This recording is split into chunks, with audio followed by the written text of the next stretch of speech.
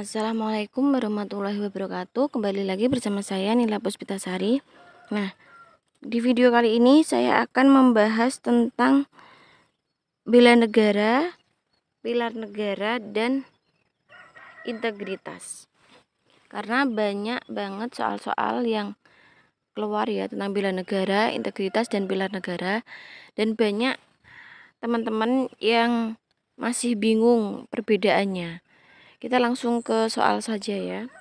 Untuk soal yang pertama ini tentang bela negara. Rendahnya literasi digital merupakan salah satu faktor yang menjadi penghambat bela negara, terutama dalam aspek kebudayaan, yakni kebudayaan yang lebih gemar untuk menyebabkan berita bohong tanpa adanya cek dan cek ulang. Upaya ini termasuk ke dalam hambatan dalam bidang A. Pendidikan, dikarenakan literasi digital adalah upaya pendidikan yang tidak begitu penting untuk dipelajari. B. Sosial budaya, sebab perilaku tersebut mencerminkan budaya bangsa yang sudah mulai luntur akibat pengaruh luar yakni hoax. C. Ekonomi, karena adanya faktor ekonomi yang bisa dilakukan seperti penjualan pulsa internet. D. Ideologi, sebab akan mempengaruhi ideologi anak bangsa apabila pendidikan digital yang rendah. E. Pertahanan keamanan, sebab berita bohong akan menyebabkan perpecahan di antara anak bangsa. Nah, kita lihat ya. Ini yang A, pendidikan, dikarenakan literasi digital adalah upaya pendidikan yang tidak begitu penting. Ini jelas salah karena pendidikan itu usaha yang penting untuk dipelajari anak. Jadi salah ya. Untuk yang B, kita lihat dulu soalnya itu rendahnya literasi digital yang menghambat bela negara, yang menyebabkan pasti akan menimbulkan berita bohong. Nah, ini pasti akan menimbulkan perpecahan. Kita lihat dulu. Yang berarti yang B ini juga salah. Ini juga salah. Ideologi, sebab akan mempengaruhi ideologi anak bangsa apabila pendidikan digital yang rendah, ini juga salah. Jawabannya yaitu yang E. Berarti pada bidang pertahanan keamanan yang akan menyebabkan perpecahan karena adanya berita hoax gitu ya. Kita lanjut ke soal selanjutnya. Ini tentang integritas. Inovasi dan kreativitas sudah maju pesat pada saat ini. Semua warga dunia terhubung melalui internet dan bisa berinteraksi kapan saja tanpa adanya batas penghalang antar negara. Globalisasi merupakan teknologi informasi yang menjadi sebuah tantangan saat ini dan masa depan. Oleh karenanya, globalisasi teknologi diterima, namun A. merupakan tantangan zaman dan warga Indonesia haruslah berkembang sesuai dengan perkembangan zamannya. B. merupakan hambatan zaman dan warga Indonesia memandang perlu untuk mengikuti namun berhati-hati. C. merupakan ancaman zaman sebab akan melunturkan nilai-nilai lokal bangsa dan pantas untuk dihapuskan. D. merupakan gangguan zaman sebab memberikan pengaruh negatif kepada negara di samping faedahnya. E. merupakan tantangan zaman sebab ada dampak ideologi yang bisa didapatkan oleh warga negara, yaitu liberalisme. Kita lihat, globalisasi ini merupakan sebuah tantangan. Berarti otomatis option yang B salah karena ini merupakan hambatan ya. C juga salah, ini karena merupakan ancaman. D juga salah karena ini merupakan gangguan. Berarti kita fokus pada yang option A dan option E. Nah, kita lihat kata kuncinya. Globalisasi ini merupakan inovasi dan kreativitas yang sangat maju pesat pada saat ini. Berarti kita lihat A merupakan tantangan zaman dan warga Indonesia haruslah berkembang sesuai dengan perkembangan zamannya. Sedangkan E, sebab adanya dampak ideologi yang bisa didapatkan oleh warga negara yaitu liberalisme.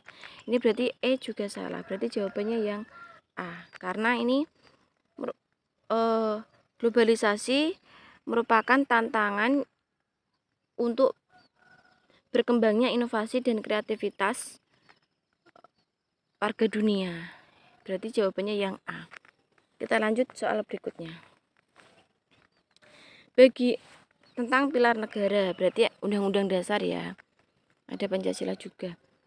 Bagian dari Undang-Undang Dasar Negara Republik Indonesia tahun 1945 yang tidak dapat diubah adalah pembukaan Undang-Undang 1945.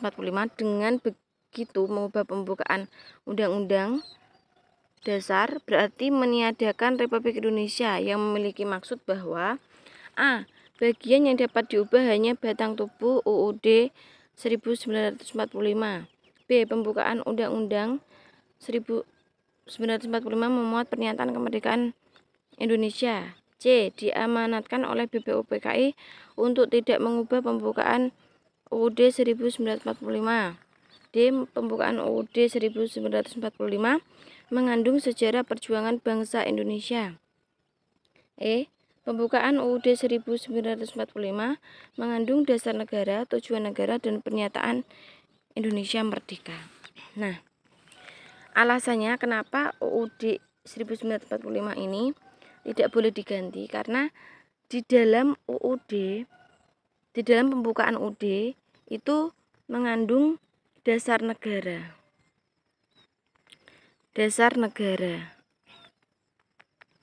yaitu Pancasila.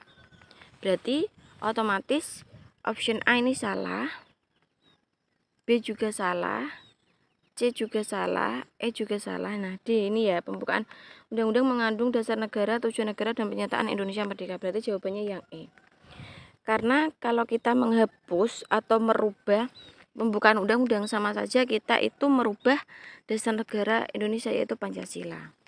Oke, kita next ke soal selanjutnya. Masih tentang pilar negara. Demokrasi adalah bentuk pemerintahan di mana semua warga negaranya memiliki hak setara dalam pengambilan keputusan yang dapat mengubah hidup mereka. Demokrasi mengizinkan warga negara berpartisipasi baik secara langsung atau melalui perwakilan. Bagi bangsa Indonesia, pilihan yang tepat dalam penerapan paham demokrasi adalah dengan penerapan demokrasi Pancasila. Paham demokrasi Pancasila sesuai dengan kepribadian bangsa yang digali dan dari tata nilai sosial budaya bangsa itu sendiri. Kenyataan ini dapat kita lihat pada masyarakat desa yang menerapkan A. Pengambilan keputusan secara voting supaya cepat dalam bermusyawarah. B. Kerjasama dengan golongan tertentu yang memiliki visi dan misi yang sama. C. Sikap senasib pada masyarakat untuk menumbuhkan persatuan daerah. D. Perasaan sepenanggungan dengan masyarakat yang memiliki adat istiadat yang sama. E. Musyawarah mufakat dalam pengambilan keputusan bersama. Nah, ini kita kan demokrasi, ini kan membahas tentang demokrasi yang ada pada desa atau masyarakat desa dalam pengambilan keputusan ya. Berpartisipasi langsung baik secara langsung maupun perwakilan.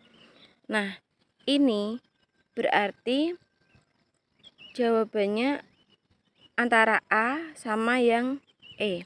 Kita lihat dulu. Ini kan pengambilan keputusan secara voting supaya cepat dalam bermusyawarah. Ini tidak salah. Namun ini option jawaban ini belum tepat karena voting itu diambil pada akhir. Kalau sudah tidak ada ya, itu hasilnya sama, nanti kita voting berarti option A ini kurang tepat. Berarti jawabannya yang E.